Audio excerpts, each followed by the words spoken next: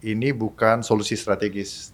Ini hanya deeskalasi taktis yang terpaksa harus diambil oleh kedua belah pihak. Kalau saya simpulkan, ini hanya merupakan tarik nafas. Yang kedua, pause. Dan yang ketiga, dari 10 poin yang diajukan oleh Iran itu, saya sudah bilang sejak awal dari hari pertama, sejak saya diinterview oleh Metro TV juga, saya sampaikan itu tidak ada komitmen formal dan informal bahwa Amerika menerima 10. Negosiasi ini akan berhasil atau tidak, kita kembali lagi. Trump membuat deal, ini berpola sebenarnya. Setiap kali saham turun dan harga minyak naik, Trump selalu mengeluarkan statement yang mengatakan Amerika Serikat menang. Perang simetris yang dicanangkan oleh Amerika Serikat selama peperangan ini adalah improvisasi gitu. Jadi mereka tidak punya strategi, bahkan tujuan main objektifnya aja selalu bergeser dari waktu ke waktu. Dan dia punya sebenarnya modalitas awal karena Amerika Serikat dan Israel yang memulai unprovoked war ini gitu.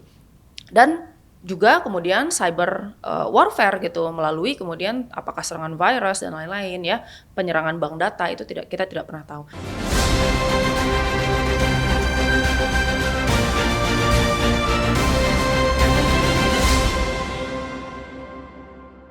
Halo teman-teman, ketemu lagi di podcast Si Paling Kontroversi.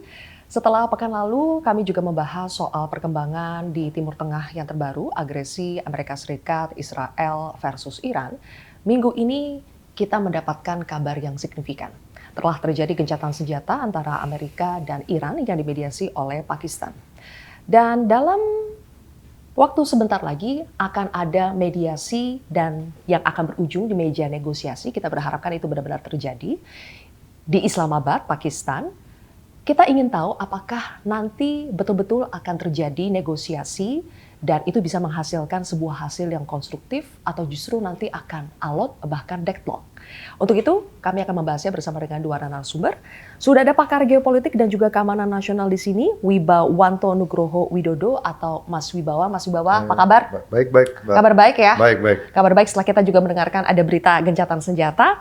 Kemudian juga ada Direktur Hubungan Eksternal Indo-Pacific Strategic Intelligence, Aisyah Kusuma Somantri. Mbak Aisyah, apa kabar? Halo, baik. Baik ya, selamat datang di podcast Si Paling Kontroversi. Thank you, glad to be here. Saya juga terima kasih karena ini dua narasumber yang pastinya sibuk 1 bulan terakhir ini ya diundang warawiri sana sini, tapi untungnya pada hari ini ada perkembangan yang semoga signifikan. Kita sudah mendengarkan telah terjadi gencatan senjata, meski gencatan senjatanya agak terasa setengah hati. Baru beberapa jam kita kembali mendengar bahwa Selat Hormuz ditutup. Baru beberapa saat ternyata Israel tetap menyerang Libanon karena Israel dan Amerika merasa Libanon tidak termasuk dalam poin kesepakatan dalam 10 tuntutan itu, dan pihak Amerika sudah menyatakan bahwa mereka tidak menerima 10 poin tuntutan yang disampaikan oleh Israel. Itu baru hanya sebagai basis untuk bisa maju ke meja negosiasi. Jadi pertanyaan saya, Mas Wibawa, dari semua itu apakah itu semua adalah tanda-tanda bahwa gencatan senjata ini atau negosiasi ini tidak akan menghasilkan sebuah kesepakatan yang ujungnya itu adalah damai? Akan terus berlanjutkah? Bahwa perang ini akan terus berlanjut atau tidak? Ya, itu betul. Jadi ini bukan suatu damai atau perdamaian yang komprehensif. Ini bukan solusi strategis. Ini hanya deeskalasi taktis yang terpaksa harus diambil oleh kedua belah pihak. Karena ada variabel ketiga, ya. Yang pertama adalah variabel operasi militer, yang kedua adalah variabel Israel dan proksi-proksi Iran yang terus berseteru dengan Israel. Yang ketiga adalah variabel Hormuz. Karena variabel Hormuz ini, makanya objeknya bergeser dari yang tadinya regime change kepada bagaimana menyelamatkan stabilitas harga migas dulu yang melewati Selat Hormuz. Karena ini mengganggu kepentingan banyak pihak dan risk premium geopolitik dari lalu lintas perdagangan di Hormuz menjadi tinggi. Nah, ini harus direm. Sehingga mereka belum siap untuk perang ini meledak lebih besar, tetapi juga sangat belum siap untuk bisa menyentuh hal-hal yang sifatnya struktural dan fundamental dari isu keamanan yang ada di regional security complex ini, dan khususnya konflik yang melibatkan Amerika, Arab Sunni GCC, dan Israel dengan Iran yang memang berbeda secara ideologi, geopolitik, dan pendekatan keamanan selama 47 tahun terakhir. Jadi kalau saya simpulkan, ini hanya merupakan tarik nafas, yang kedua pause, ya, dan yang ketiga dari 10 poin yang diajukan oleh Iran itu, saya sudah bilang sejak awal dari hari pertama, sejak saya diinterview oleh Metro TV juga saya sampaikan itu tidak ada komitmen formal dan informal bahwa Amerika menerima 10. Itu hanya sebagai landasan Amerika mau berdiskusi, mau bernegosiasi. Dan dari 10 poin itu ada 3 kategori. Yang pertama adalah yang paling mungkin diterima oleh kedua belah pihak. Yaitu contohnya adalah deeskalasi tidak saling menyerang antara Amerika dan Iran. Ya. Dan yang kedua kemungkinan akan dilanjutkan dengan adanya jaminan pelonggaran sanksi. Nah, masuk ke kategori kedua ini yang masih mungkin dinegosiasikan. Seperti misalnya isu pengayaan nuklir itu diperlambat dan dibatasi, dan Iran juga memberikan akses kepada International Atomic Energy Agency dan komunitas internasional, termasuk UN, untuk bisa melakukan inspeksi secara periodik. Dan yang ketiga adanya pelonggaran sanksi terbatas yang akan dilakukan step by step. Tetapi kalau untuk poin yang ketiga, kategori yang ketiga, adanya normalisasi hubungan Iran-Israel dalam waktu dekat, 99% tidak mungkin. Yang kedua, Iran diizinkan memiliki nuklir, 99% tidak mungkin. Yang ketiga, bahwa proksi-proksi Iran dijamin keamanannya dan tidak boleh lagi menyerang Israel dan juga negara kawasan, 99% tidak mungkin. Saya jadi penasaran Mas Wibawa, apakah sebetulnya memang 10 poin tuntutan itu didesain oleh Iran supaya tidak mungkin dipenuhi oleh Amerika? Ya enggak, jadi dalam posisi seperti ini ya, Iran itu pendekatannya adalah perang panjang, strategic attrition. Amerika itu pendekatannya perang pendek. Jadi cara berpikirnya Iran itu adalah resilience, cara berpikirnya Amerika adalah kekuatan militer untuk mencapai sasaran politik strategis yang ternyata belum cukup. Oke. Yang saya sudah share juga di Washington juga terbagi pemikiran ini mengenai ini, point of view ini. Dari Pentagon berpikir, dalam hal ini Menteri Perang ya, berpikir dan kelompoknya bahwa operasi militer adalah lambang kekuatan yang merupakan faktor dominan untuk mencapai sasaran politik strategis. Mengganti rezim yang bisa coexistent living dan bisa hidup berdampingan dengan semua aktor di kawasan Timur Tengah, termasuk juga dengan P5, termasuk juga Rusia dan Cina. Nah, itu tidak bisa gitu. Nah, yang kedua yang kita harus ingat juga, Mbak, gitu, bahwa di Amerika ini begitu demokratisnya sehingga alternatif pemikiran itu juga muncul, ya, bahwa sekarang Amerika satu sisi kalau dari perspektif Trump administration mereka tidak kalah, tapi kalau dari perspektif objektif Amerika juga terpojok. Kenapa? Karena pada saat Iran memaksakan kehendak, ya, dengan maksimalis approach, ya, Amerika juga dalam posisi mau tidak mau sekarang harus bernegosiasi tanpa kehilangan leverage. Nah, poin terakhir yang tidak mungkin dikasih Amerika adalah jika Hormuz ada di bawah kontrol IRGC. Nah, di balik ini kita harus melihat dari systemic level, ini ada persaingan antara ruling dan rising power juga. Jadi ada 2 variabel besar, Mbak. Ruling power Amerika melawan rising power China dan Russia, dan juga isu Timur Tengah yang persisten.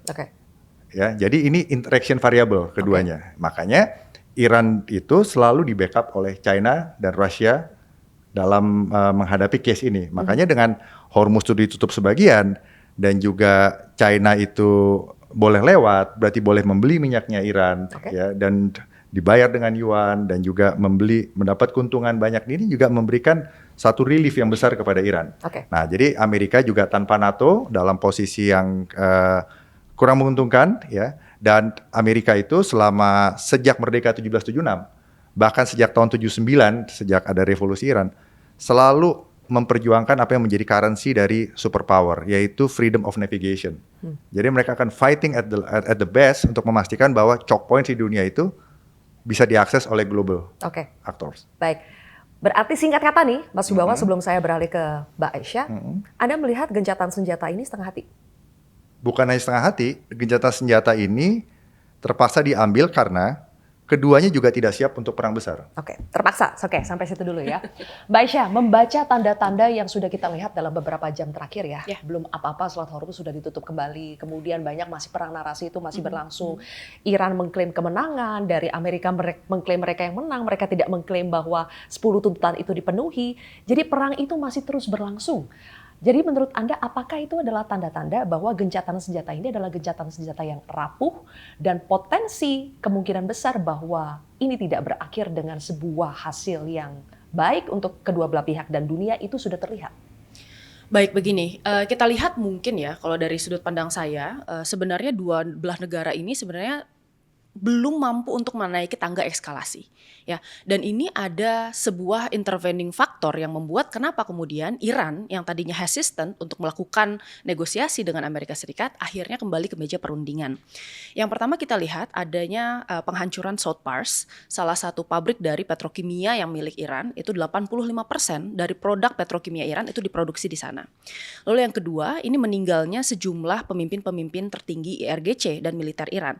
Di antaranya adalah Majid Khademi, ya, itu adalah ketua dari Badan Intelijen IRGC. Lalu yang kedua ini kita lihat juga ada meninggalnya kepala divisi 840 yang membawahi perang unkonvensional Iran. Itu kan sangat mempengaruhi fungsi dan performa militer Iran ke depannya, terutama karena Iran ini seperti yang kata Mas Wibawa tadi mengedepankan tadi ya aspek-aspek strategis yang sifatnya adalah non militer dibandingkan dengan aspek militer. Nah, sementara Amerika Serikat, kita tahu bahwa selama sekitar 1 sampai 2 bulan ini ya, itu mengalami misalnya kemenangan dari level taktikal. Kita sudah tahu dan tidak bisa menyangkal bahwa Amerika Serikat ini memiliki kekuatan angkatan laut terbesar di dunia, lalu kemudian air superiority di sana dan angkatan udara yang memang punya kapabilitas dan sudah terbukti dan battle proven gitu. Dari situ saja sebenarnya kita sudah lihat kehancuran di Iran itu kan sebenarnya pukulan besar untuk Iran. Dan yang di sini dihancurkan oleh Amerika Serikat bukan hanya kapabilitas militer, tetapi juga kemudian fasilitas publik seperti misalnya tadi pabrik minyak, lalu kemudian petrokimia, lalu kemudian kemarin ya kita melihat Israel juga menghancurkan PLTN gitu ya, dan bahkan universitas serta fasilitas publik lainnya yang practically ini mencegah Iran untuk bisa berfungsi sebagai masyarakat modern dalam jangka waktu yang panjang. Jadi yang dimainkan adalah resiliensi Iran, sementara Iran berusaha untuk menarik perangnya ke jangka panjang. Nah, jadi intervening variable ini mau tidak mau akhirnya membuat Iran itu memutuskan untuk oke, kita hold dulu. Ya, ini akan membuat adanya waktu jeda untuk bisa rearranging gitu ya kekuatan militer mereka. Sementara dari Amerika Serikat sendiri kita tahu dengan ditutupnya Selat Hormuz sekarang mereka berada di dalam tekanan yang sangat besar, baik itu dari segi politik maupun dari segi internasional ya. Karena kita tahu kemarin ada demonstrasi knocking di Amerika Serikat, lalu kemudian kita juga tahu bahwa Senat dan oposisi ini terus mendesak Presiden Trump untuk membuktikan legitimasi dari keabsahan perang ini. Ditambah lagi kita juga mendengar ya bahwa sekarang Presiden Trump ini sekarang sebenarnya agak ketar-ketir menghadapi midterm election, yang mana approval rate dari Presiden Donald Trump itu turun sebesar 39%. Nah, saya rasa di sini ini merupakan salah satu exit ramp yang dibuat oleh Presiden Donald Trump untuk bisa keluar dari perang ini tanpa harus malu, begitu. Jadi kedua negara sebenarnya punya advantage and disadvantage gitu ya. Tetapi memang ada stalemate yang terjadi di sini di dalam situasi-situasi yang tidak menguntungkan kedua negara. Nah, saya rasa untuk bilang bahwa ceasefire-nya ini gagal, sebenarnya ini terlalu dini karena ceasefire itu dilaksanakan secara bertahap biasanya. Ini masih 48 jam, less than 48 hours ya, dari kemudian upaya ceasefire ini diumumkan gitu. Jadi biasanya masih ada adjustment yang harus dilakukan untuk bisa menetapkan ceasefire-nya in place gitu. Nah, meskipun kita tahu bahwa ya Amerika Serikat itu melakukan serangan, lalu kemudian Hormuz ditutup kembali, tapi saya rasa memang ada butuh adjustment period untuk betul-betul menghentikan seluruh ya aktivitas militer yang terjadi di kawasan tersebut gitu. Nah, terkait apakah kemudian negosiasi ini akan berhasil atau tidak, kita kembali lagi ke prinsipal TACO ya, yang sering disebutkan oleh masyarakat Amerika Serikat. Trump's always chickens out gitu. Ini sudah ke-9 kalinya sebenarnya Trump membuat deal, dan di 8 kali sebelumnya Trump ini kan menolak mundur ya. Dia menarik mundur pernyataannya gitu. Ada yang bilang, salah satu pemikir ya, dosen dari UI yang mengatakan bahwa ini berpola sebenarnya. Setiap kali saham turun dan harga minyak naik, Trump selalu mengeluarkan statement yang mengatakan Amerika Serikat menang. Dan itu hasilnya selalu membuat harga minyaknya turun dan harga saham itu menjadi naik gitu ya. Nah, tetapi kan ini ada erosi of trust. Sejauh apa kemudian statement-statement ini bisa dipercaya gitu. Karena semakin sering Trump mengeluarkan statement-statement yang kontroversial dan kemudian nantinya tidak bisa dicek gitu ya keabsahannya, ini yang harus kita pertanyakan. Jadi sebenarnya sekarang ada progres yang baik, kedua negara bersedia untuk melakukan diskusi ya dengan basis yang diberikan oleh Iran 10 poin tersebut. Tetapi betul tidak semua poin-poin tersebut pasti akan disepakati. Ada poin yang harus disepakati, misalnya adalah gencatan senjata dan penghentian perang militer. Tetapi ada juga beberapa yang menurut saya mungkin ini ya masih menjadi kontroversi di antara Amerika Serikat dan Iran dan bisa dinegosiasikan, dan ada beberapa yang mungkin sulit untuk dikabulkan oleh Amerika. Sebelum kita bahas poin per poinnya Mbak Aisyah, saya ingin tanya sebetulnya menurut Anda siapa sih yang lebih terdesak, siapa yang lebih membutuhkan gencatan senjata ini? Saat ini kita lihat sebenarnya yang lebih membutuhkan itu adalah Amerika Serikat. Kenapa? Karena Iran ini kan merubah landscape perangnya dari sesuatu yang sifatnya ini perang tadi ya disebutkan, ini adalah perang cepat. Ini perang simetris yang dicanangkan oleh Amerika Serikat gitu, ditarik sama Iran dan dirubah landscape peperangannya menjadi perang atrisi. Ini perang yang akan menjadi kalau kita sebut namanya protracted war atau perang berkepanjangan gitu ya. Dan Amerika Serikat sebenarnya berharap bahwa peperangan ini kan selesai di 3 hari pertama ya, dengan serangan Epic Fury. Dan sudah jelas bahwa dekapitasi ini tidak menggulingkan rezim. Yang ada yang naik malah Mujtaba Khamenei yang karakteristiknya itu lebih radikal, lebih keras dibanding ayahnya dan pro terhadap senjata nuklir gitu. Nah, sementara itu Trump sendiri yang tadinya berharap perang ini selesai cepat, ya dia harus dealing dengan kemudian Roaring Lion juga yang masih terus berjalan di Iran gitu. Jadi sekarang sebenarnya apa yang dilakukan Amerika Serikat selama peperangan ini adalah improvisasi gitu. Jadi mereka tidak punya strategi, bahkan tujuan main objektifnya aja selalu bergeser dari waktu ke waktu. Nah, itu kan kita bingung ya, karena sekarang tujuan yang terakhir Amerika Serikat saya kira dari mulai awalnya nuklir, lalu kemudian pemberhentian dana kepada Axis of Resistance, sekarang cuma fokus kepada 3 hal. Yang pertama adalah mengurangi kekuatan militer dari Angkatan Laut dan Udara di Amerika Serikat. Lalu yang kedua adalah membatasi kemampuan balistik misil dari Iran. Dan yang ketiga adalah menghilangkan potensi nuklir yang berpotensi mengganggu negara-negara di sekitar kawasan Arab Teluk. Itu saja sekarang. Nah, kalau Trump bilang itu sudah tercapai, tapi saya rasa sebenarnya mereka berdua ini baik Amerika Serikat maupun Iran dan Israel juga itu sekarang sedang terjebak yang namanya adalah jebakan eskalasi gitu. Karena tanpa bisa menghilangkan threat-nya secara menyeluruh, termasuk nih rezim mullah yang ada di Iran gitu. Saya rasa ini akan terus berlangsung. Karena Iran ini memiliki kemampuan regenerasi yang sangat luar biasa. Mereka bisa memproduksi drones itu sekitar 50 sampai 100 drones per bulannya gitu. Jadi bayangkan apa yang terjadi di tahun 2025 kemarin ya, sampai sekarang dia bisa melakukan regenerasi dengan sangat cepat ya, merevitalisasi kemampuan militernya kembali gitu. Oke.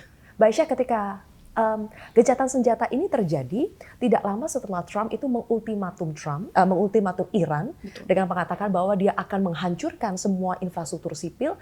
Ditambah lagi ada statement yang sangat kontroversial, dia akan memusnahkan peradaban Iran. Betul. Ya kan? Ada ancaman existential threat. Betul. Dan setelah itu hanya sekitar 1 jam lebih sebelum batas ultimatum itu berakhir, kemudian terjadilah gencatan senjata. Sebagian menilai bahwa apakah mungkin Iran takut dengan ancaman Trump sehingga akhirnya menyetujui gencatan senjata tersebut. Anda melihat adakah faktor bahwa Iran juga mempertimbangkan potensi kehancuran infrastrukturnya itu? Ya, saya kira begini, ancaman tersebut itu kan menusuk sebenarnya dasar utama dari tujuan negara, yaitu adalah survival. Gitu ya. Setiap negara pada dasarnya itu ingin terus mempertahankan kekuatan rezimnya, ingin terus bertahan di dalam dunia internasional. Dan sejak awal memang perang ini bagi Iran dan Israel itu adalah existential threat. gitu. Kadang-kadang kita melihat ya, kita membicarakan tentang Amerika Serikat dan Israel, padahal kita lupa sebenarnya ada aktor ketiga yang sebenarnya merupakan proponen utama dari peperangan ini gitu ya. Dan Israel ini di dalam gencatan senjata dan kemudian negosiasi sebenarnya ini tidak terinform oleh Amerika Serikat gitu. Jadi kita harus melihat Israel ini sebagai salah satu potensi spoiling factor. Nah, tapi kembali ke pertanyaannya. Kenapa ya Mbak Aisyah? Ya, karena memang Israel ini terus melakukan eskalasi. Jadi memang ketika Amerika Serikat ini kan sekarang sedang berusaha untuk menyelamatkan diri. Bagaimana caranya agar ekonomi ini at the very least ini stabil dulu. Karena tidak hanya kita bicara tentang minyak dan LNG, kita juga bicara tentang kemudian byproduct dari petrochemicals ya, seperti misalnya helium, lalu kemudian kita juga bicara tentang nitrogen based fertilizer, pupuk gitu. Yang itu akan mempengaruhi berarti kan food security di negara-negara Eropa ya. Dan helium misalnya itu akan berpengaruh terhadap potensi pecahnya AI bubble yang sekarang tengah terjadi di Amerika Serikat. Jadi itu akan mempengaruhi seluruh aspek yang sangat penting ya bagi perekonomian Amerika Serikat dan Eropa.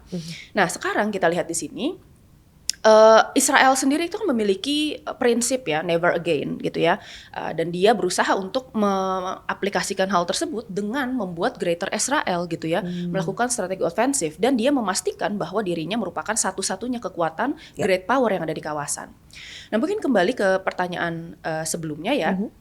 Nah, kita kira di sini sebenarnya ancaman Amerika Serikat itu ya terkait pemusnahan sivilisasi ya, itu kan sebenarnya dianggap oleh banyak orang sebagai penggunaan senjata nuklir. Dan menariknya sebenarnya statement tersebut ini bisa dianggap sebagai salah satu intensi dari genosida dan dapat dianggap sebagai pelanggaran hukum internasional di dalam peperangan gitu. Nah, ancaman yang seperti itu kita tahu bahwa di Iran ini kan sebenarnya terdapat beberapa faksi politik ya, baik itu orang yang kemudian konservatif maupun orang yang pro demokrasi gitu. Tetapi dengan ancaman tersebut, saya rasa ini kan menciptakan sebuah behavior yang dinamakan dengan rally around the flag. Jadi ketika ada ancaman eksternal yang kemudian berhubungan dengan existential threat suatu negara, khususnya dengan kehidupan masyarakatnya ya, karena mereka juga tidak mau kemudian mereka celaka gitu. Mereka akan mendukung pemerintah yang dianggap akan melindungi mereka. Dalam hal ini sebenarnya Amerika Serikat kan berkali-kali mengatakan bahwa mereka akan melindungi masyarakat Iran. Mereka mau menyelamatkan masyarakat Iran dari ancaman ya pelanggaran human rights yang dilakukan oleh pemerintah mullah gitu. Tapi kan ternyata kita lihat Amerika Serikat doesn't care about them. Ya, mereka nggak peduli gitu dengan masyarakat Iran dan bahkan ancaman penggunaan senjata nuklir itu ya, ini bisa dianggap sebagai tadi ancaman yang akan berpengaruh terhadap masyarakat secara luas gitu. Saya rasa di sini ini kan berarti membuat leverage Amerika Serikat di dalam negeri Iran itu juga jadi menurun. Serta kemudian pandangan dan konsekuensi politik di dunia internasional terkait legitimasi Amerika Serikat nih sebagai ya pendukung dari human rights, for example, dan kemudian ya orang yang tokoh yang kemudian mendorong ya terlaksananya misalnya universal human rights di dunia Barat gitu. Ini kan menjadi sangat kontradiktif ya. Saya rasa itu sebenarnya Iran mungkin di sini ada juga kekhawatiran tadi selain intervening variabel ya mengenai permasalahan berkurangnya kekuatan Iran selama 2 hari terakhir ini, ada juga permasalahan bahwa memang Iran ini tidak memiliki yang namanya extended nuclear deterrence ya. Jadi dia tidak punya sesuatu yang dimiliki oleh misalnya Korea Selatan. Bahwa Korea Selatan itu sekarang kan apabila Korea Utara sewaktu-waktu menyerang Korea Selatan, yang terjadi adalah Amerika Serikat akan melakukan second strike atau serangan balasan nuklir terhadap Korea Utara. Tapi Iran tidak punya perjanjian itu, bahkan dengan negara-negara nuklir yang paling dekat dengan Iran sekalipun, seperti misalnya Rusia dan Cina. Betul, kan selama ini bantuan yang kita tahu diberikan oleh Rusia dan Cina itu terbatas di bidang intelijen saja, baik itu di bidang signal intelligence, geospatial intelligence gitu ya. Jadi intinya kalau misalnya Amerika suatu saat memutuskan, amit-amit ya, memutuskan untuk mengeluarkan senjata nuklirnya menyerang Iran, Iran tidak punya siapapun untuk membackup dia. Rightfully so. Karena begini, Iran ini kan berhadapan dengan 2 negara nuklir, baik itu Amerika Serikat maupun Israel. Sebenarnya dibandingkan Amerika Serikat ya, karena Amerika Serikat ini punya kepentingan lain sebenarnya di sana, dan ini bukan existential threat untuk Amerika Serikat. Tanpa Iran, sebelum perang ini mungkin list tentang priority ya Iran di dalam benak Amerika Serikat, warganya ya, itu tidak sampai mungkin 100 besar ya. Mereka tidak akan berpikir tentang Iran di dalam kehidupan sehari-hari. Tetapi kan karena peperangan ini, setiap kali mereka mau beli bensin, mereka berpikir, oh ini gara-gara Iran. Setiap kali mereka mau beli groceries, ya bahan makanan gitu. Ini gara-gara Iran mahalnya gitu. Yeah, Jadi suddenly everyone in America knows about Iran ya. yeah, everyone in America knows about Iran and they care about what happened in the Middle East. Padahal sebelumnya mungkin nggak begitu gitu ya. Kecuali ya beberapa orang yang memang concern di bidang itu. Nah, sekarang kita lihat Iran ini kan berhadapan dua negara nuklir besar gitu. Yang satu adalah great power kawasan, yang satunya lagi adalah hegemon di dunia internasional gitu. Nah, sekarang pasti Iran ini akan mempertimbangkan keselamatannya karena sekali lagi yang menjadi bar kemenangan Iran di dalam peperangan ini itu adalah survival kan. Awalnya kita pikir sebenarnya Amerika Serikat tidak akan menggunakan senjata nuklir. Tetapi kita lupa ada satu faktor penting di dalam ini, yaitu presidennya. The president is unpredictable. Ya, gitu. Karena pertama ya, Amerika Serikat ini kan ada anggapan kalau mereka mau mengambil resources. Jelas kalau menggunakan senjata nuklir, minyak di Iran dan uranium di Iran itu tidak akan bisa digunakan. Lalu yang kedua beban politik ya, pandangan dan persepsi dari dunia internasional. Karena senjata nuklir ini tidak pernah digunakan pasca Hiroshima dan Nagasaki. Dan senjata nuklir ini dari segi kekuatan, bisa dibayangkan ini berpuluh-puluh ribu kali lipat dibandingkan dengan apa yang meledak di Hiroshima dan Nagasaki. Karena sekarang bukan lagi bom atom, tapi sekarang kita sudah bicara tentang teknologi yang namanya hydrogen bomb. Ya, yang terakhir itu kan yang paling besar itu adalah SAR bomba yang bahkan mereka ketika uji tes nuklir saja tidak berani meledakkan seluruhnya, hanya sekitar 50% dari kekuatannya gitu. Jadi dampaknya akan jauh lebih devastating ya dibandingkan dengan yang lain. Nah, itu kan akan menciptakan faktor yang ketiga, bencana ekologis yang luar biasa di Timur Tengah gitu. Saya rasa makanya dibandingkan dengan Amerika Serikat yang mungkin justru menggunakan senjata nuklir tadinya itu adalah Israel gitu. Karena Israel ini kan sebenarnya terdesak. Dia akan berperang di 3 front sekaligus ketika Amerika Serikat keluar, and it could be delivered as a desperate measure sebenarnya ketika dia sudah tidak bisa mengontrol. And Israel doesn't care about Iran. Israel doesn't care about what happened. They doesn't care about the people in Iran gitu ya. Beda dengan Amerika Serikat gitu ya. Karena hukum internasional dan Israel ini it's a weird juxtaposition. Gak pernah berjalan secara beriringan gitu. Oke. Mudah-mudahan tidak pernah akan digunakan ya senjata nuklir itu ya. Mengerikan sekali dampaknya buat seluruh dunia. Mas Wiba, kembali lagi kita berbicara soal kemungkinan apa yang akan terjadi pada saat negosiasi itu dimulai yang saat ini dimediasi oleh Pakistan. Mungkin sebelum itu pertanyaan saya adalah why Pakistan? Apa sih leverage yang dimiliki Pakistan sehingga dia bisa menjadi mediator diterima oleh Amerika maupun Iran? Jadi pertama adalah kenapa Pakistan? Pakistan itu diterima Barat dan juga diterima ke China dan Rusia. Jadi dalam peta international security dari perspektif Pentagon bisa dikategorikan Pakistan itu sudah merah, artinya sudah ke China. Walaupun masih mempunyai hubungan yang bisa dikatakan good bilateral relationship ya, di mana perwira-perwira tinggi Pakistan juga masih bisa menghadiri sekolah-sekolah strategis seperti National War College, kalau saya di Amerika gitu, jenderal-jenderalnya, kolonel-kolonelnya, tapi mereka sudah dianggap bisa masuk ke China. Jadi main di 2 kaki. Satu. Yang kedua, Pakistan ini kekuatan nuklir. Jadi ada sekitar 13.000 nuklir arsenal di dunia ini. Yang pertama adalah Rusia paling banyak, kedua Amerika, ketiga itu Prancis, keempat itu Inggris, yang kelima itu China, yang keenam malah Pakistan, yang ketujuh India, yang kedelapan Israel, 9 North Korea. Nah itu yang kedua. Yang ketiga, Pakistan ini bersebelahan dengan Iran langsung ya. Secara geografis. Secara geografis ya. Jadi memang sudah tepat kalau mereka. Tapi harus digarisbawahi, mereka hanya communicator. Mereka tidak punya power untuk menentukan outcome. Mereka hanya middle power yang mencoba memediate.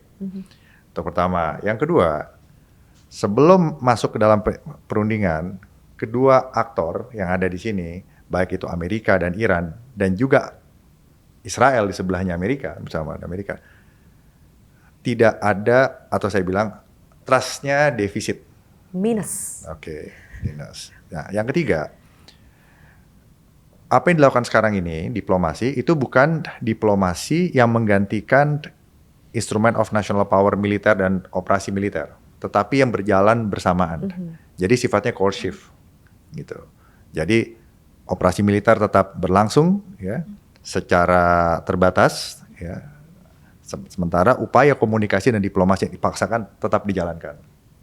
Karena ada masalah struktural di dalam regional security complex Timur Tengah ini, di mana regional security complex itu definisinya adalah suatu wilayah atau subwilayah di planet bumi yang mempunyai distingsi tersendiri dibandingkan regional lain, ya. Mereka mempunyai kedalaman interaksi dan akar historis, ideologis, teologis, sosial, politik, ekonomi, dan militer. Jadi di situ ada pengalaman balance of power, pengalaman konflik, pengalaman exchange of energy, kerjasama, pengalaman untuk establish institusionalisasi, pengalaman untuk exchange norma, interest, identity, interest, dan juga behavior di situ. Tetapi juga perlu digarisbawahi, apa yang terjadi satu negara dalam satu regional security complex itu akan berimplikasi ke negara lain di dalam kompleks itu. Dan yang namanya regional security complex itu selalu punya urusan dengan great powers, ya. You name it gitu. Timur Tengah ini paling tua dan paling besar efek globalnya kalau terjadi apa-apa di situ. Dari dulu Assyrian kuno, Babylonian kuno, Egypt kuno, Persian kuno, Greek kuno, Roman kuno, Roman Empire sampai British dan American pun semua berurusan dengan Ottoman Empire, berurusan dengan ini, ya. Jadi kita harus lihat itu. Dan Timur Tengah yang sekarang itu adalah Timur Tengah yang petanya itu diatur oleh Amerika dan Prancis dulu gitu ya. Jadi kalau yang ke Persian itu dulu Qajar dinasti yang akhirnya diambil alih oleh Reza Shah dibantu oleh Inggris tahun 1920-an. Kalau di Gulf Country Council ini adalah Ottoman Empire yang pecah akhirnya menjadi negara-negara ini. Nah, itu ya. Jadi ada kedalaman struktural terutama tahun 79 ini sejak adanya revolusi Iran bahwa kondisinya menjadi zero sum game gitu. Sangat jelas bahwa doktrin Ayatollah Ruhollah Khomeini ya, mengatakan bahwa dengan teologi eskatologis yang mereka yakini ya, tentang imam ke-12 yang hilang dan akan muncul lagi pada saat kezaliman itu selesai, di mana sumber kezalimannya dipersonifikasi, masalahnya itu Amerika dan Israel, sehingga Israelnya harus punah. Apakah Israel pernah punah? 2000 tahun lebih. Bangsa Yahudi nggak pernah punah. Satu. Yang kedua, apakah Amerika bisa ditendang keluar dari regional security complex? Di mana-mana yang namanya regional security complex itu pasti ada kehadiran great power, superpower, gitu loh. Ya. Jadi ini permintaan yang sangat fundamental, yang akan susah dipenuhi. Nah, sementara kalau berdasarkan stakeholders itu, Gulf Country Council itu tidak masalah ada kehadiran Amerika dan kehadiran Israel. Itu poinnya. Memang ada peperangan antara Arab dengan Israel di tahun 67, tahun 73, tapi itu selesai sudah. Gitu. Mereka sekarang bisa hidup berdampingan, bahkan dengan superpower lainnya, P5. Okay. Nah, jadi di sini hasil nanti itu sudah bisa dibayangkan dari 3 variabel tadi. Yang pertama trust deficit, yang kedua posisi Pakistan itu hanya sebagai mediator, bridger, yang ketiga permintaan maksimalis dari Iran, dan Iran itu juga nggak bodoh. Iran tahu bahwa Trump itu juga hard bargainer, sehingga tidak akan mungkin kasih semuanya. Sementara Amerika juga tidak mau kehilangan leverage, sehingga nanti akan kembali kemana? Kembali kepada special operation dan low intensity conflict. Pilihan cuma 2. Ini akan eskalatif, melibatkan banyak aktor, kompleksitas bertambah, great power lainnya terlibat, bahkan ini bisa menyebar konfliknya secara geografi dan eskalatif. Dan Iran juga siap untuk itu jika harus untuk itu ya. Dan Iran juga bangsa yang bertahan lama, bangsa Persian yang udah ribuan tahun ya, sampai sekarang masih eksis. Dan yang berikutnya, pilihan kedua adalah ini turun eskalasinya menjadi special operation low intensity conflict ya. Di mana ini juga didukung oleh beberapa pemikiran di Washington. Karena pemikiran di Washington terbagi 2 yang saya share sebelumnya. Bahwa ini harus dihadapi jangka panjang selama 47 tahun, dari tahun 79 sampai 2026, dan ini harus dilanjutkan lagi cara ini. Ada yang mengatakan kelompoknya Trump sekarang adalah pendekatan militer, serangan high intensity conflict, shock and awe bisa menyelesaikan. Ternyata tidak. Tahap strategic surprise yang diikuti oleh air superiority dan juga military dominance yang menghancurkan militer basis-basis militer Iran ternyata direspon dengan stage ketiga, yaitu eskalasi retaliasi yang mengejutkan. Nah, jadi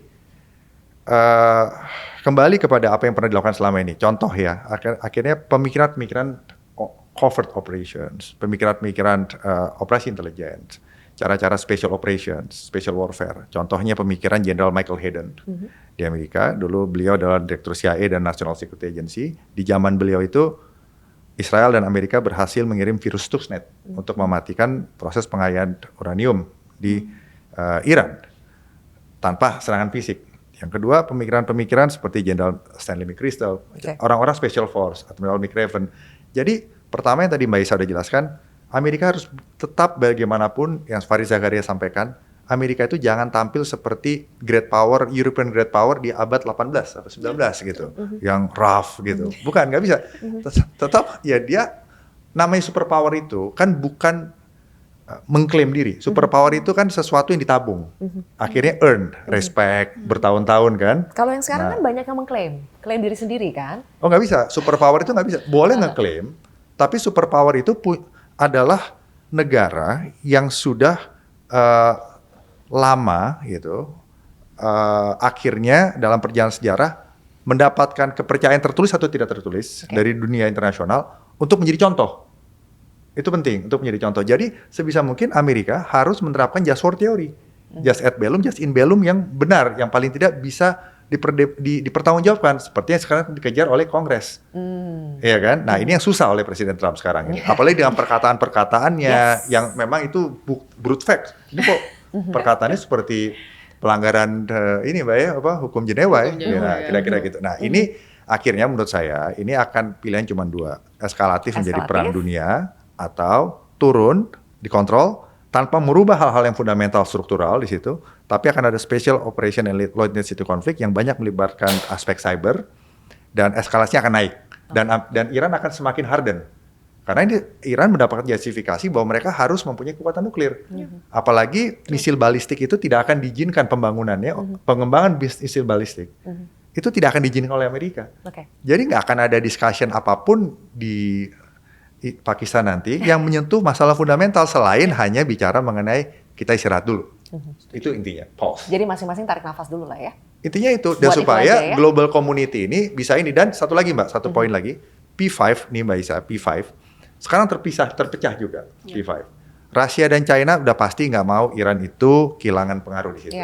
Walaupun mungkin Rusia dan China juga mempunyai hubungan yang baik dengan Israel.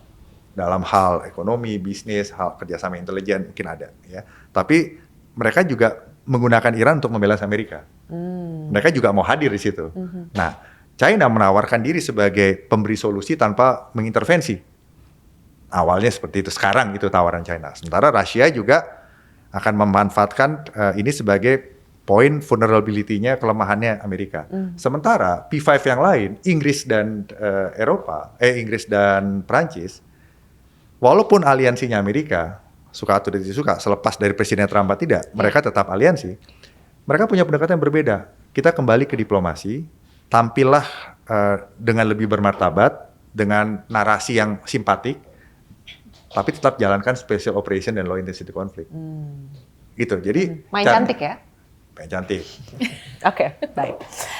Oke, supaya penonton podcast kita juga makin memahami ya, sebetulnya apa sih 10 tuntutan yang disampaikan oleh Iran untuk dibawa ke meja perundingan. Saya bacakan secara singkat satu persatu. Yang pertama itu Amerika Serikat harus menjamin ini betul-betul berhenti agresinya. Jadi non-agresi. Yang kedua, kontrol Iran atas Selat Hormuz. Jadi Iran tetap memegang kontrol atas Selat Hormuz. Yang ketiga adalah Iran ingin hak pengayaan uranium Irannya itu dijamin. Kemudian yang keempat adalah stop semua sanksi utama, sanksi sekunder juga. Yang keenam adalah stop semua resolusi Dewan Keamanan PBB, stop semua resolusi Dewan Gubernur IAEA, itu Badan Energi Atom Internasional. Kemudian juga kompensasi atas kerusakan Iran. Ini yang disebut-sebut bukan hanya kerusakan kali ini ya, tapi sejak dulu di embargo yang sudah 40 tahun lebih itu, kemudian juga penarikan pasukan tempur Amerika Serikat dan penghentian perang di semua front termasuk di Libanon. Pertanyaan saya Mbak Aisyah, dari 10 tuntutan ini, yang mungkin dipenuhi, yang mungkin disetujui oleh Amerika itu yang mana? Berat semua kayak ini, ditambah lagi mereka datang dengan fundamental trust yang sama-sama minus. Betul, hampir semuanya berat, tapi bukan berarti tidak bisa dinegosiasikan. Yang pertama, tadi permasalahan terkait ini ya, menghentikan peperangan dan jaminan agar tidak ada perang di masa depan. Saya kira saya setuju dengan Mas Wibawa. Tadi sebenarnya yang menjadi permasalahan adalah ini kita tidak bisa menutup mata bahwa Iran ini tetap menjadi ancaman eksistensial untuk Israel di kawasan. Dan Amerika Serikat itu selalu khawatir dengan program nuklir Iran ya. Itu berkaitan dengan poin yang selanjutnya gitu ya. Nah, untuk poin-poin ini saya rasa untuk keamanan di kawasan, Iran ini akan selalu menjadi ancaman. Tetapi betul sekarang karena ini konfliknya itu sifatnya itu adalah ini kan konflik simetris. Kalau dari Amerika Serikat mereka melakukan perang siege warfare atau perang pengepungan ya melalui serangan-serangan udara gitu. Nah, yang menjadi masalah memang sekarang meskipun itu efektif dalam melemahkan kapasitas Iran, tetapi memang ini tidak bisa mengganti rezim di Iran. Jadi harus ada ground operation di sana dan selanjutnya itu sangat mahal ya. Jadi kita lihat di dalam piramid cost di dalam peperangan, pokoknya serangan udara itu adalah yang paling mahal di atas, yang paling murah itu adalah ground troops. Tapi ground troops ini memiliki nota politik yang sebenarnya paling berat ya, beban politik paling berat. Nah, saya rasa betul perang ini tidak akan berlangsung selamanya dengan menggunakan senjata-senjata yang sangat modern dan kemudian tidak akan menggunakan misalnya serangan-serangan udara ataupun misalnya misil-misil yang secara ekonomi ini sangat mahal gitu. Karena Amerika Serikat tidak punya kekuatan untuk bisa mengeluarkan tadi ya dana terus-terusan untuk mendanai perang. Tetapi perangnya itu akan tetap ya pada hal-hal yang fundamental, tetapi sifatnya ini akan menjadi tadi low intensity konflik secara berkelangsungan. Apakah melalui misalnya specialized operation ya, sabotase, asasinasi misalnya ya, atau misalnya ternyata perusakan gitu terhadap fasilitas-fasilitas tertentu gitu ya tanpa diketahui gitu. Dan kemudian pasti ini akan mengandalkan proksinya dari Iran gitu. Jadi perang melalui cara-cara tidak langsung. Apalagi sekarang kita juga tahu bahwa perang ini kan sekarang sudah masuk ke generasi kelima, yang mana sekarang tidak hanya mengandalkan kekuatan kinetik atau kekuatan violence saja ya, kekuatan yang secara fisik, tetapi kita juga bicara tentang tadi cognitive warfare ya. Bagaimana caranya kedua belah negara ini bisa mempengaruhi ya persepsi dan kemudian cara berpikir dari seluruh masyarakat dunia. Yang mana kita tahu bahwa Iran itu negara kecil tapi dia unggul di bidang ini. Gitu. Ternyata ya. Ternyata unggul di bidang ini. Betul. PR campaign dia di media sosial. Dengan pendekatan yang sangat fresh dan dekat dengan anak muda, memanfaatkan sosial media ya. Dan dia punya sebenarnya modalitas awal karena Amerika Serikat dan Israel yang memulai unprovoked war ini gitu. Dan juga kemudian cyber warfare gitu melalui kemudian apakah serangan virus dan lain-lain ya, penyerangan bank data itu kita tidak pernah tahu. Jadi saya rasa sebenarnya untuk yang pertama untuk definisi peperangannya itu harus didefinisikan apa sih sebenarnya perangnya gitu. Yang dijabarkan sebagai bentuk konflik di antara kedua negara, perang di antara kedua negara itu apa sih? Kalau memang definisinya adalah taruhlah misalnya kinetic war ya yang akan berimbas terhadap tadi seluruh battle terrain, penghancuran dan lain-lain, itu bisa dihentikan tanpa mengubah tadi adanya landscape politik antara Iran, Israel dan Amerika Serikat di kawasan Timur Tengah. Itu. Jadi itu masih bisa untuk dilakukan. Lalu kemudian poin uranium, nah ini menarik karena betul. Ya, ada sebenarnya keinginan yang lebih kuat karena apa? Existential threat-nya sudah kena. Tadi kan kita sudah bicara tentang bagaimana kemudian Amerika Serikat ini mengancam Iran untuk menghancurkan civilization-nya dan akan membutuhkan sekitar 100 tahun untuk membangun kembali. Itu kan ancaman yang sebenarnya tidak main-main untuk Iran gitu. Nah sekarang cara untuk bisa melawan senjata nuklir itu cuma satu, dengan memiliki senjata nuklir lagi. Ada yang namanya second strike capability. Ya, jadi kemampuan untuk bisa menyerang negara yang mengirimkan senjata nuklir dan sama-sama menghancurkannya. Jadi ada doktrin yang bermain yang namanya adalah mutually assured destruction. Gitu. Meskipun kita tahu sekarang Iran itu belum memiliki kapasitas untuk membangun senjata nuklir. Ya, jadi Iran itu memiliki beberapa ratus kilogram lah uranium yang sudah di-enrich melebihi 60%. Yang mana kita tahu bahwa ketika uranium tersebut di-enrich melebihi 2,5%, ini pasti akan ada tujuan lain dari situ ya. Apakah senjata ya kita nggak tahu ya, tetapi belum ada kapasitas. Nah, cuma kita melupakan bahwa Iran ini kan memiliki hubungan dekat dengan Rusia dan dalam beberapa dekade terakhir memang Iran ini sudah berkoordinasi dekat dengan saintis-saintis di Rusia terkait program pengayaan nuklir ini gitu. Jadi bukan tidak mungkin sebenarnya di dalam waktu 6 bulan sampai 1 tahun ke depan Iran ini mulai melakukan pembangunan senjata nuklir tadi ya, karena pada akhirnya mutually assured destruction itu lebih baik dibandingkan Iran ini tidak memiliki apapun untuk Jadi bisa sama-sama hancur gitu ya. betul. Itu yang kemudian menjadi doktrin perang nuklir. Tetapi dari situ makanya kan kita tahu bahwa negara yang kemudian memiliki nuklir itu tidak akan menyerang negara nuklir lain karena takut negaranya akan sama-sama hancur gitu ya. Ini kan sebenarnya perdebatan klasik antara Waltz dan Sagan, di mana kalau Waltz mengatakan makin banyak senjata nuklir semakin bagus ya, karena negara tidak akan berani berperang. Ya. Kalau Sagan bilang, tar dulu, negara ini kan dipimpin oleh manusia. Manusia itu bisa melakukan kesalahan organisasi, seperti yang kita tahu ya Donald Trump kemarin pernyataannya. Kadang-kadang ada aja pemimpin yang unstable gitu. Nah gitu. Nah, lalu kemudian poin-poin lain seperti misalnya pengangkatan sanksi ya, itu bisa sebenarnya harus dinegosiasikan dan dikoordinasikan sebenarnya dengan badan-badan yang secara resmi gitu memberikan mandat terhadap sanksi tersebut. Baik itu dari negaranya ya, kita tidak tahu, tidak hanya Amerika Serikat yang memberikan sanksi tetapi juga aliansi-aliansinya gitu. Ataupun bahkan DKPBB yang menjatuhkan misalnya sanksi-sanksi tertentu dan IAEA juga ya, karena ini tidak hanya Amerika Serikat yang bermain secara unilateral, tetapi tadi standing positionnya dari Iran adalah semua sanksi, bahkan ya ketika masa masa embargo ini ya. Masa embargo. Dan itu kan sebenarnya sangat lama 47 ya. tahun. 47 tahun mereka berada di bawah sanksi gitu. Untuk bisa kemudian mengkoordinasikan hal tersebut, saya rasa Amerika Serikat sebenarnya punya leverage. Tapi kita tidak tahu karena tidak bisa ya. Sekali lagi Amerika Serikat ini memang hegemon, tapi bukan berarti dia tidak terikat kepada peraturan-peraturan dunia internasional juga di situ. Apalagi Amerika Serikat ini kan merupakan proponen utama dari peraturan dunia internasional yang dia langgar sendiri gitu. Menariknya itu. Nah, lalu kemudian ada poin-poin seperti misalnya Selat Hormuz. Selat Hormuz itu kan sekarang sebenarnya dibilangnya oleh Amerika tertutup, tapi sebenarnya terbuka. Cuma memang Iran ini memberikan protokol dan kontrol terhadap siapa yang bisa melewati selat tersebut. Ya, kontrol dalam artian negara tersebut harus melakukan koordinasi dalam artian membayar ya dengan renminbi atau yuan gitu ya, dan juga kemudian koordinasi terkait di mana saja kemudian safe passage-nya karena di sana sudah ditanami. Kalau klaim dari Iran sekitar 5.000 sampai 8.000 ranjau ya. Tapi kan kita tahu bahwa meskipun ternyata klaimnya salah, ternyata ada beberapa sumber yang mengatakan bahwa nggak sebanyak itu kok. Tapi kan sebenarnya ada ranjau psikologis. Udah kena secara Udah mental kena ya? secara mental. Kapal-kapalnya tidak mau meresikokan dirinya terkena ranjau dan kemudian juga nggak hancur. berani. Asuransinya juga nggak berani. Dan itu sama buruknya sebenarnya dengan iya. ranjau yang ditanam secara fisik gitu. Iya. Jadi itu, saya rasa di sini kan sebenarnya Iran ini berusaha untuk memegang kontrol dan melakukan pendekatan yang sama seperti misalnya terusan Panama, terusan Suez, Selat Bosporus gitu ya, untuk bisa mendapatkan keuntungan ekonomi dibagi dua dengan Oman yang merupakan negara yang berseberangan secara geografis ya dengan Iran gitu di sana gitu. Jadi ini kemarin ada pembicaraan kalau nggak salah di White House sendiri ya, yang mengatakan bahwa katanya Iran boleh menarik biaya tetapi Amerika Serikat mau ikut di dalam mengambil bagian di selat tersebut. Collab gitu.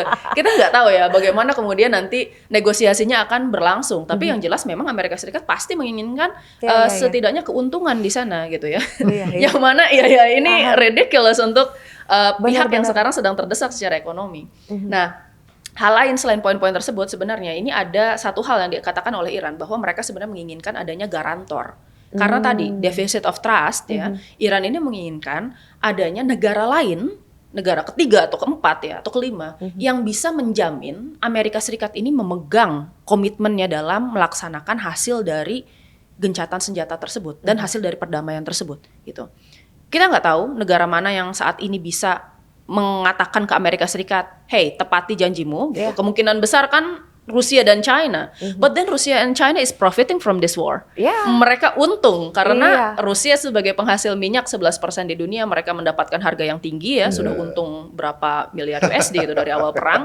Lalu kemudian vacuum of power di Ukraina dan China juga untung karena ada vacuum of power Amerika Serikat. Dan kita kan tahu sekarang China ini sudah menutup airspace-nya sampai tanggal 6 Mei nanti ya. Dan itu menarik, kita juga bertanya-tanya ada apa sebenarnya? Apakah melakukan latihan yang kompleks ya di kawasan udara China, apakah kemudian China ini merancanakan sesuatu terhadap Taiwan, ataukah ini sebagai bentuk deteran saja terhadap negara-negara di sekitar Indo-Pasifik gitu. Nah, ini kan kita lihat bahwa kedua negara ini juga sebenarnya ya mendukung Iran, tapi mereka juga menekan Iran untuk tetap melakukan protracted war di sisi lain gitu. Betul, karena mereka memiliki keuntungan yang besar sebenarnya gitu. Dan mereka politik juga. Betul, dan mereka nggak mau sebenarnya perang ini cepat berakhir gitu dari sudut mereka, terutama China karena mereka power politik. Betul. Dan China ini kan berusaha untuk kemudian menutup power parity atau perbedaan kekuatan antara China dan Amerika Serikat. Kalau tidak ada Amerika Serikat yang melakukan containment di sekitar situ, China itu sudah membangun sekitar 4 ya kapal induk dari periode tahun 2011 sampai sekarang 2026. Tapi kalau kita lihat, kalau kita proyeksikan ya 10 tahun ke depan, kemungkinan China kan sudah memiliki sekitar 8 sampai 10 kapal induk ya. Itu power parity-nya bisa tertutup. Dan kalau Amerika Serikat occupied di kawasan Timur Tengah, Russia and China will be very happy with that. Apalagi kalau yuan itu menjadi betul-betul akan menjadi mata uang untuk transaksi di Selat Hormuz. Dan Iran tahu tentang hal ini karena kan ada ancaman besar dedolarisasi yang dialami oleh Amerika Serikat sekarang, ya, mulai dari petrodolar, dan sekarang juga Amerika Serikat kan sudah terancam karena adanya LCS atau local currency settlement. Makanya kemarin Amerika Serikat itu melakukan dekapitasi di Venezuela itu untuk mengamankan kan cadangan crude oil yang sudah banyak itu, tetapi transaksinya harus menggunakan dolar juga karena kemana itu larinya kan ke Kuba, ya, dengan transaksi backhand operation. Lalu kemudian Iran ini juga lubang besar sebenarnya untuk Amerika Serikat. Karena transaksi yang dilakukan oleh Iran dengan China itu kan menggunakan renminbi gitu. Jadi sebenarnya ini juga merupakan cara mereka untuk bisa regaining control dari dolar karena mereka sebentar lagi mengeluarkan IDS ya, integrated payment system yang dilakukan melalui dolar. I think America is very cornered in the situation gitu. Terpojok ya. Betul. Oke. Kalau orang yang sudah terpojok seperti ini, negara yang sudah terpojok seperti ini, Mas Wibawa, pasti akan ada, dia berusaha at least ada quick win dulu nih, jangka pendek apa sih yang bisa didapatkan dari sini. Kalau tadi Mas Wibawa sudah mengatakan bahwa tujuan Trump, Mbak Aisyah juga mengatakan sebetulnya tujuan Trump melakukan agresi kepada Iran itu sudah berubah-berubah ya. Kita dengar regime change lah, menghentikan nuklirnya dan lain-lain, sekarang berubah-berubah sampai akhirnya kok semakin kepepet, akhirnya dia bilang ya udah yang penting lu buka Selat Hormuz. Kan ujungnya kok yang kita dengar kesannya seperti itu. Ya kan? Buka nggak? Kalau nggak buka gue serang nih. Kan intinya seperti itu kan. Apakah itu yang nanti akan menjadi quick win dan Amerika akan berusaha fokus untuk at least dalam waktu dekat Selat Hormuz benar-benar bisa dibuka, which is memang sudah dilakukan selama 2 minggu ini, tapi apakah itu yang akan menjadi fokus dia untuk jangka yang pendek dan menengah? Iya, justru itu makanya karena ada 10 tuntutan ini sepertinya agak susah untuk dipenuhi. Iya, itu nggak mungkin lah. Kalau enrichment apa segala itu mungkin bisa dikasih sebagian, lifting of sanction bisa dikasih sebagian. Tapi kalau yang lain-lain tuh enggak, karena eksistensial. Jadi ini yang tadi, jadi gini Mbak, Amerika itu sudah jelas ya, mereka hanya mampu melakukan operasi terbatas ya di Timur Tengah. Begitu juga di Eropa dengan bantuan NATO, di Timur Tengah dengan bantuan Israel dan juga Gulf Country Council dengan fasilitas yang ada di sana. Di Indo-Pasifik itu untuk perang besar melawan China. Jadi major theater war-nya itu disiapkan di sana. Dan operasi Homeland Defense untuk Northern America, 4 itu. Jadi mereka hadir, mereka memberikan deterrence dan operasi terbatas. Jadi mereka terpojok dalam arti kata mereka tidak mungkin perang lebih jauh, eskalatif di Timur Tengah ini, di Iran ini, ya. Jika ini tidak eskalatif sekalian menjadi perang dunia. Kalau perang dunia terpaksa NATO juga ikut dan akan menjadi multi front battle. Ya, itu poinnya tuh. Nah, dan saya mempunyai keyakinan perang dunia itu akan terjadi. Ya. Baik itu di masa hidupnya Mbak Sylvie besok atau mungkin 10-20 tahun lagi gitu ya. Jadi ini staging ya. Yang kedua yang sekarang Amerika bisa lakukan adalah, kan ada 3 tadi ya, military escalation, military superiority yang diharapkan bisa mengontrol eskalasi walaupun sasaran politiknya belum bisa tercapai karena rakyat belum cukup untuk rakyat Iran ya, cukup untuk bisa mengganti rezime sendiri, karena oposisi juga menjadi lemah. Kenapa? Karena tekanan dari luar kan kuat. Pada saat tekanan dari luar kuat, negara lebih kuat, lebih cenderung untuk bersatu. Oposisi di dalam jadi lemah. Nah, itu mereka lupa itu tuh. Yang kedua adalah proxy. Proxy itu nggak bisa mereka kontrol. Ya, karena itu kaitan dengan Israel, apalagi nggak mungkin, ya. Itu aktor lain. Yang ketiga, great power, super power tadi Mbak Isa sudah terangkan, mereka punya posisi yang equal, ya.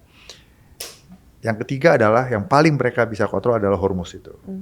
Jadi lakukan apa saja supaya Hormuz terbuka dan turunkan eskalasi ini menjadi persistent special operation logistic conflict. Tetapi ini akan naik tingkatnya, Mbak. Nggak mungkin di bawah yang dari tahun 79 sampai 2026, Mbak. Irannya juga makin harden. Amerika itu kan gini ya, superpower itu kan gini. Pasti semua superpower. Yang lain begini. Ya, superpower itu tidak ada yang lasting gitu. Kita nggak usah cerita lagi, sebutin lagi kan. Tadi saya disebutin. Power cycle theory. Power cycle theory, udah pasti itu. Nah, jadi di sini harus berhati-hati. Amerika harus berhati-hati karena yang lain harus naik. Dan dia juga jangan memusuhi NATO. Jadi itu yang Amerika bisa lakukan. Dan di sini ada 8 kategori emerging technology ya, yang digunakan dalam peperangan sekarang. Dan kemarin itu digunakan semua. Itu nanti akan digunakan di konteks special operation logistic conflict ini. Makanya eskalasinya akan naik. Contohnya misalnya advanced computing, ke artificial intelligence, machine learning, autonomous system, biotechnology, big data analytics, directed energy, laser tembakan, hypersonic, robotik, ya. Itu semua itu nanti akan digunakan di dalam special operation and logistic conflict yang akan berlangsung dari tahun 2026 ini moving forward, atau langsung menjadi perang dunia, atau ini akan naik special operation logistic conflict-nya, ya mungkin 5 tahun lagi itu akan menjadi perang yang lebih besar karena fundamentalnya tidak terpenuhi. Dan di podcast sekarang ini kita tidak bicara fundamentalnya, masalah fundamentalnya itu adalah yang tadi saya bilang, dasar-dasar regional security complex teori, regional security complex Timur Tengah terbentuk selama ini. Israel, negara Arab, Persia. Itu poinnya. Dan superpower selalu punya footprints dan pernah perang berdarah-darah di situ dari dulu. Dari zaman Assyrian, Babylonian sampai American, semua pernah. Itu poinnya. Jadi pertanyaan Mbak tadi saya jawab, yang paling bisa dilakukan adalah military escalation tadi ternyata tidak terbukti tidak bisa mencapai sasarannya, proxy tidak bisa fully control, ya, karena proxy itu adalah aktor-aktor yang lain dan Israel punya perhitungan kalkulasi sendiri, dan militer itu bisa miskalkulasi tadi Mbak udah terangin, kalkulasi militer. Jadi yang paling bisa adalah amankan dulu Hormuz ini, energi jadinya tujuannya sekarang, supaya energi ini stable dulu, ekonomi sehat dulu, semua bisa bernafas dulu, resource tidak terbuang banyak, ya kan? Kembali ke special operation logistic conflict yang hardened, escalated, menggunakan emerging teknologi terbaru. Baik. Sebelum kita menuju akhir ya dari podcast kita, saya harus tanyakan soal serangan yang masih terus dilakukan oleh Israel ke Libanon, Mbak Isya. Iran sudah mengatakan kalau dia ingin Libanon itu masuk dalam poin kesepakatan antara kalau nanti terjadi perundingan ya antara Amerika. Sementara dari pihak Israel mengatakan bahwa enggak, Libanon tidak boleh masuk ke dalam kesepakatan itu. Jadi menurut Anda apakah Iran akan tetap setia? Bagaimanapun dia akan terus berjuang menyelamatkan Libanon juga masuk ke dalam poin negosiasi itu, atau yang mau tidak mau pada akhirnya semuanya akan memprioritaskan kepentingan negara masing-masing dulu? Iya, kita harus pahami Libanon ini kan merupakan salah satu Axis of Resistance ya, anggota dari Axis of Resistance yang dibiayai itu oleh Iran sebenarnya. Nah, memang sebenarnya konflik di antara gerakan milisi yang ada di Lebanon ini kan sudah terjadi lama, bahkan sebelum Hizbullahnya sendiri terbentuk di tahun 70-an gitu ya. Nah, yang kita lihat di sini sebenarnya ini ada perennial threat yang kemudian muncul di kawasan utara, perbatasan utara Israel dan Lebanon, yang Lebanon Selatan gitu. Nah, untuk Israel sendiri, nah sekarang tujuannya dia adalah menghancurkan Hezbollah secara total. Karena dia tahu selama masih ada Hezbollah di situ, wilayah utara di Israel itu tidak akan pernah bisa aman, gitu. Nah, permasalahannya, situasinya kompleks sebenarnya di Lebanon ini. Saya nggak tahu ya, apakah ini juga berkaitan juga dengan prinsip-prinsip untuk the greater Israel ya, untuk menaikkan atau meningkatkan wilayah ekspansionisnya Israel gitu ke kawasan utara. Kan sekarang kita sudah tahu sebenarnya target dari Israel itu adalah sebenarnya menggeser ya buffer zone-nya itu dari yang tadinya wilayah perbatasan ke wilayah Sungai Litani gitu. Dan dia melakukan flanking attack di situ ke Hizbullah untuk bisa menullify sebenarnya kekuatan Hizbullah.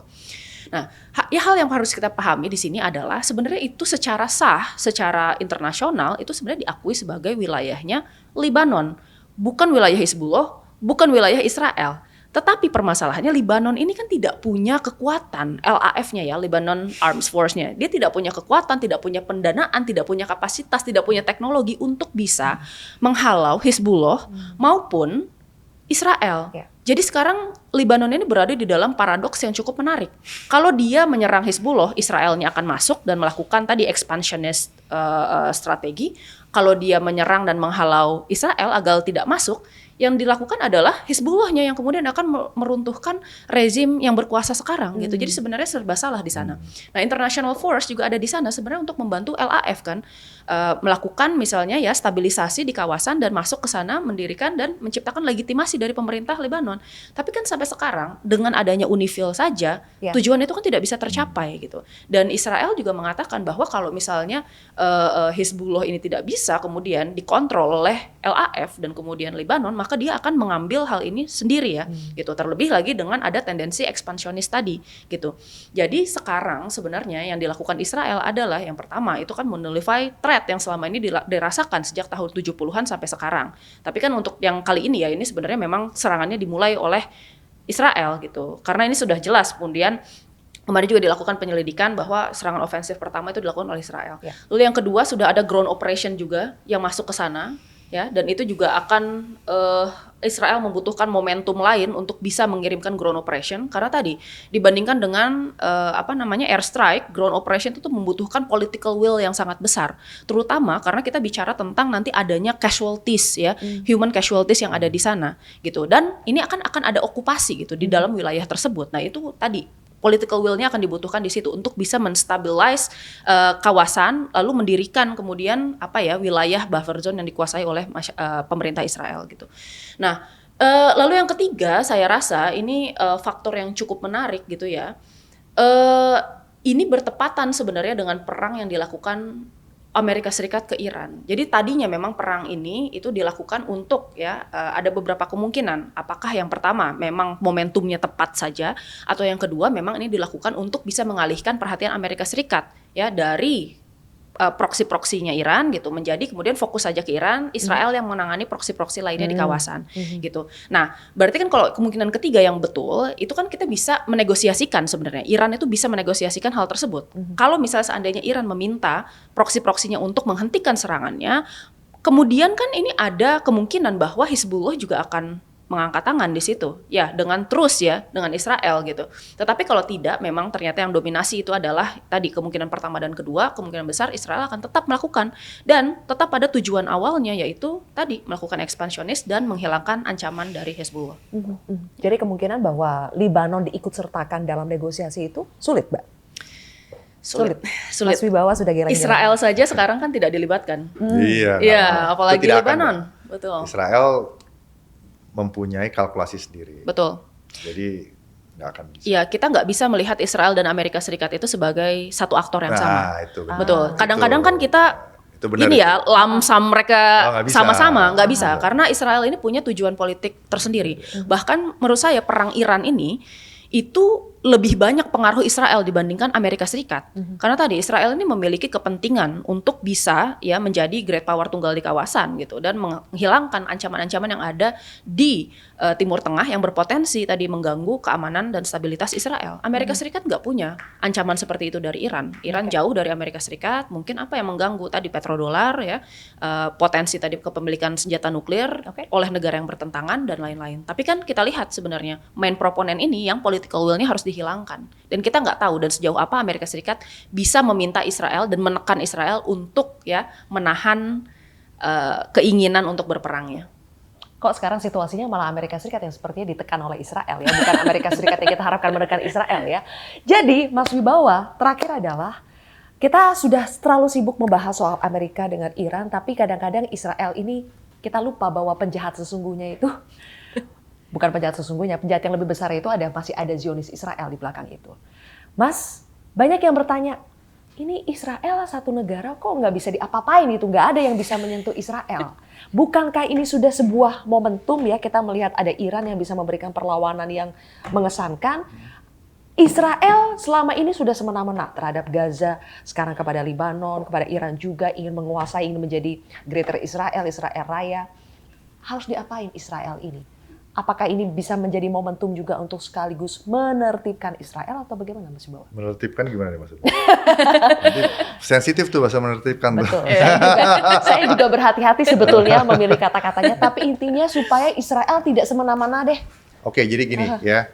Kita kembali, karena Mbak memancing saya untuk bicara Israel, jadi saya harus mundur ini, ya, karena tidak bisa kita bicara sembarangan tentang ini, ya. Tahun 1920, ya, tahun 1920, wilayah Ottoman Empire itu, ya, akhirnya dikelola oleh mandat British dan mandat Prancis, itu poinnya itu, ya. Jadi akhirnya tanah Filistin ya, yang sekarang menjadi wilayahnya Israel, Palestina, Jordan, ya, itu ya tahun 2020 itu waktu itu Inggris dan Prancis menjanjikan negara untuk Arab dan untuk Yahudi, itu poinnya itu. Ya, jadi kenapa itu namanya tanah Palestina? Karena dulu awalnya namanya tanah Kanaan. Oleh superpower yang namanya Roman Empire, superpower setelah Greece itu datang setelah Persian, Cyrus the Great.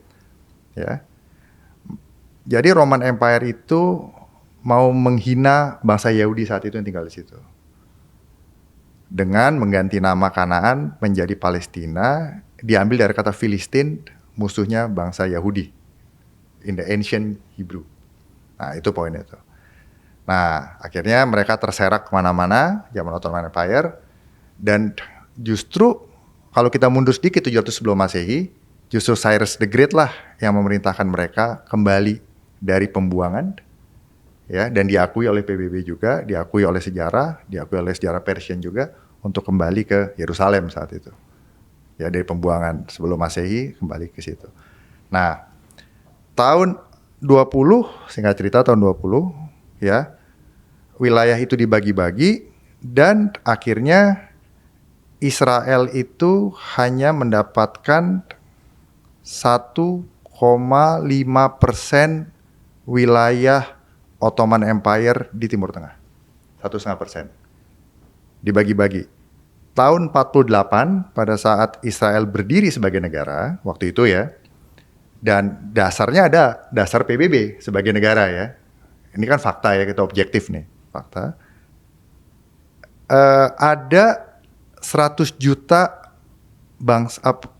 suku Arab, bangsa Arab sudah memiliki negara, 100 juta, ya, termasuk Jordan, termasuk negara-negara Gulf Country Council, dan ada 850.000 orang-orang di Palestina sana, ya, yang tidak mau bergabung ke Israel, itu 500 ribuan, 750.000, yang 150.000 bergabung ke Israel.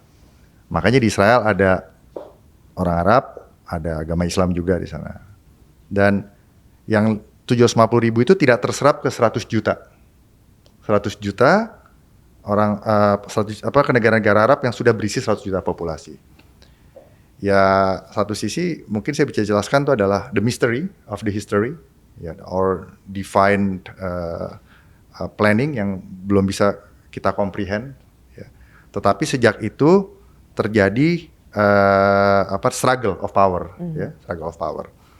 Dan akhirnya dari tanah Palestina yang tadinya dikonsepkan oleh PBB 55 untuk Yahudi, 45 untuk Arab, itu akhirnya sekarang 78% itu dikuasai Yahudi, 78% ya. Dan 78% itu adalah yang ada di Israel itu, tapi minus Gaza dan West Bank. Nah, West Bank itu dulu adalah daerahnya Jordan. Ya. Perang diambil sama Israel dan akhirnya Israel sejak itu malah dengan Jordan sangat erat hubungannya. Sangat erat justru. Nah, terus Yerusalem Timur juga diambil oleh Israel dari Jordan. Terus setelah itu Israel perang juga tahun 67 dengan Mesir. Ya kan? Dengan Mesir, mereka ambil Sinai, ya kan? Ambil Sinai, Hamas diambil Mesir. Tahun 73 tukeran. Nah, tukeran ya, setelah ada serangan Yom Kippur itu. Dan akhirnya Israel juga menghadapi serangan dari Golan Heights, dari Syria, dataran tinggi Golan Heights. Nah, singkat cerita, hubungan Israel dengan negara-negara Egypt, dengan Jordan, kok bisa baik ya? Gitu. Nah, sementara yang Palestinian ini, orang-orang Palestina sini kan bertumbuh terus. Sekarang udah 5,5 juta ya Mbak, kalau nggak salah. Nah, ini menjadi permasalahan memang, gitu loh. Dan tidak selesai. Sementara dari perspektif Israel, kalau Gaza ini diberikan kepada Palestina yang merdeka, ini akan menjadi basis Hamas seperti Hezbollah duduk di Libanon menyerang mereka. Itu perspektif Israel. Cara berpikirnya begitu. Kita harus tahu cara berpikirnya. Kalau misalnya West Bank itu dilepaskan, gitu, itu bisa menjadi basis yang kurang lebih sama, gitu. Seperti Hezbollah menjadi basis di negara berdaulat Libanon, dan nanti Hamas akan mempunyai basis negara Palestina yang berdaulat. Nah, sementara dari perspektifnya Iran tidak begitu. Cara berpikir Iran adalah harus menganihilasi Israel. Kalau cara Gulf Country Council tidak begitu. Gulf Country Council justru sekarang lebih kooperatif. Gitu. Karena kita harus melihat, Mbak, saya sudah berkali-kali jelaskan, kalau bicara Timur Tengah kita nggak bisa lepas dari teologi. Oke. Gitu. Justru harus lihat, semua ini keturunan dari Sem. Sem anaknya Nuh. Sem itu punya anak 5. Anak pertama itu namanya Elam. Elam itu menurunkan Persian. Anak ketiga Arsafat. Arsafat itu menurunkan Ibrahim. Ibrahim baru menurunkan Ismail dan Ishak. Jadi sebenarnya Yahudi dan Jewish itu mereka lebih Yahudi dan Arab itu mereka lebih dekat secara hubungan gitu. Dibandingkan dengan Persian. Theologically speaking gitu, itu historinya gitu. Dan memang orang Yahudi percaya di dalam Taurat mereka ada suatu profesi ya bahwa nanti akan ada invasi dari utara, dari Gog and Magog yang diprediksi itu adalah Rusia melibatkan Persian gitu, menyerang Yerusalem. Tetapi lucunya di dalam kitab Taurat Ezekiel 38 dan 39 itu justru Dedan dan Tarshish, yaitu sebenarnya adalah Gulf Country Council, wilayah yang sekarang ditempatin oleh Gulf Country Council, akan bersama dengan Israel. Dia akan posisi netral. Nah, ini yang saya bilang, ya. Saya sebagai PhD International Relations, saya harus belajar ini. Gitu. Okay. Jadi, ke depan itu tak akan ada perang, dan ini adalah staging. Ini akan ada staging. Justru nanti posisinya itu, Gulf Country Council itu, Sunni, tidak membahayakan Israel malah. Nah, contoh ya, saya tutup nih pernyataan ini terakhir. Jarang yang tahu bahwa Persian itu menjadi Syiah tahun 1502 oleh seorang anak muda namanya Ismail I usia 14 tahun. Safavid Empire. Nah, selama ini sebelumnya dari abad 7 dari sejak adanya Islam sampai 1502 Persian itu adalah Sunni. Nah, ganti-ganti aja yang berkuasa situ. Sampai akhirnya Ismail ini. Ismail itu Sunni. Begitu dia jadi raja di situ, mendirikan Safavid Empire, beliau bilang, kita harus jadi Syiah. Kenapa? Karena kita nggak boleh sama dengan sebelah tuh, Ottoman Empire. Kalau nggak kita diambil. Jadi geopolitik. Akhirnya dia mengkonvert dirinya sendiri dan melakukan pemaksaan conversion dari Sunni menjadi Syiah. Ulama-ulama Sunni dipaksa untuk jadi Syiah. Akhirnya Persian itu menjadi Syiah. Ya, berlanjutlah dari Safavid Empire menjadi Afsarid Empire sampai Qajar dinasti masuk ke Pahlavi dinasti dan sampai 79. Jadi ini geopolitik, Mbak. Geopolitik. Justru sekarang Kalau sekarang, ini saya kasih komen kritis ya. Juru bicara militernya Iran, Mbak, ya, mengajak umat Muslim bersatu semua. Gitu. Kalau ada yang komen kritis, dulu kenapa 1502 nggak mau tetap Sunni?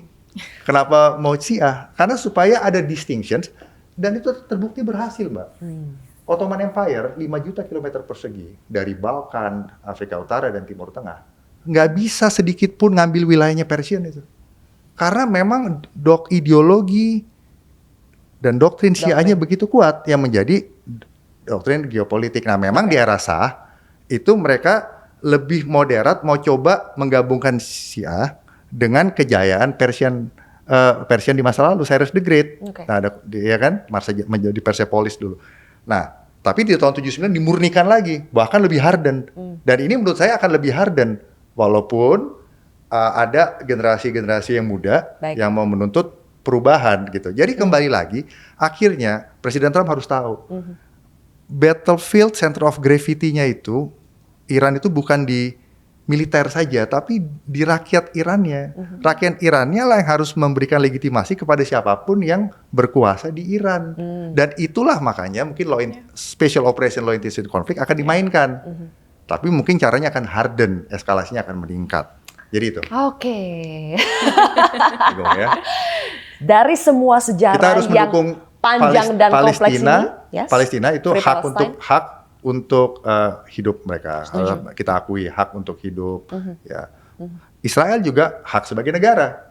Ya, jadi Indonesia harus hati-hati nih untuk bisa menengahi keadaan ini. Gitu. Oke, tapi intinya dari semua sejarah yang begitu panjang dan kompleks itu yang berusaha oleh Mas Wibawa uraikan itu, kita bisa sedikit menarik kesimpulan bahwa memang karena persoalannya itu sangat berlapis dan kompleksitasnya itu sangat tinggi, melibatkan berbagai sejarah, ideologi dan sebagainya, memang penyelesaiannya itu agak susah kalau kita mengharapkan penyelesaiannya itu bisa sederhana.